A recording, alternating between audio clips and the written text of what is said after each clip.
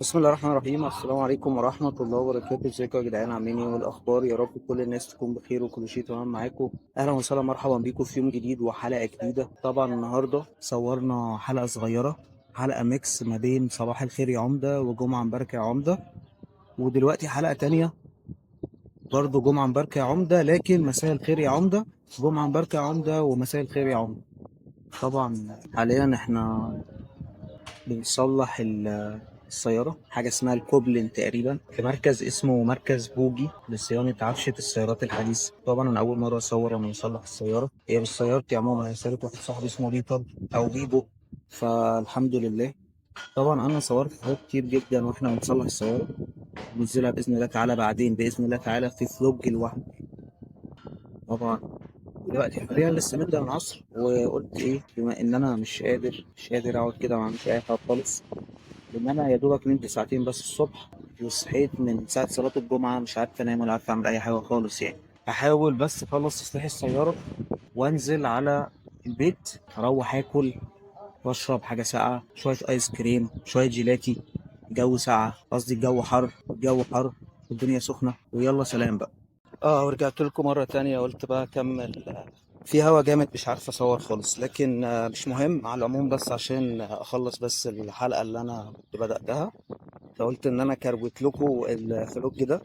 تقريبا أنا صورت دقيقتين، فأكمل بقى كروتة دقيقتين كمان عشان يبقوا إيه، فاهم، 4 دقايق.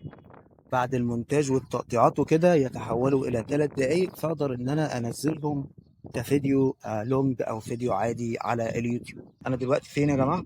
مش عارف يا جماعة شايفيني ولا لأ، بس أنا فين؟ أنا في سوق الأخبار في الحي السادس في مدينة 6 أكتوبر. الصوت مش أحسن حاجة عشان الصوت مش أحسن حاجة عشان في هوا كتير حواليا، لكن أنا بكلمكم من براح كده. أنا في هنا حاجات غريبة قدامي بتحصل، بس مش مهم. الدنيا هنا فاضية، مفيش أي حد خالص. لكن قلت إن أنا هتكلم وأقول كلمتين كده على السريع عشان الباقة بتضيع، وعلى السريع عشان الباقة بتضيع.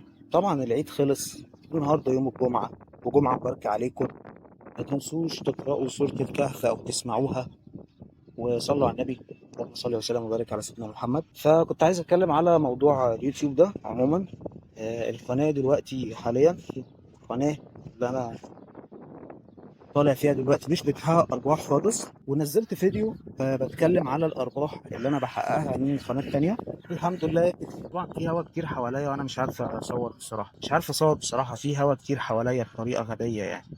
بس ما علينا، ما علينا. اتمنى الصوت يكون واضح، وانا هحاول اظبطه برضو، بس مش مهم.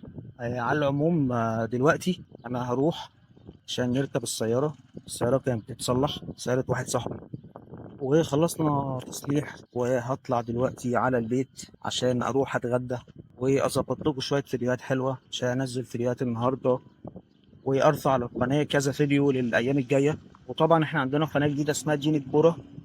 وقناه دين الكوره هي قناه خاصه بالكوره بس، فيا ريت تشتركوا على القناه وتفعلوا الجرس. دوروا على القناه على اليوتيوب يا جماعه.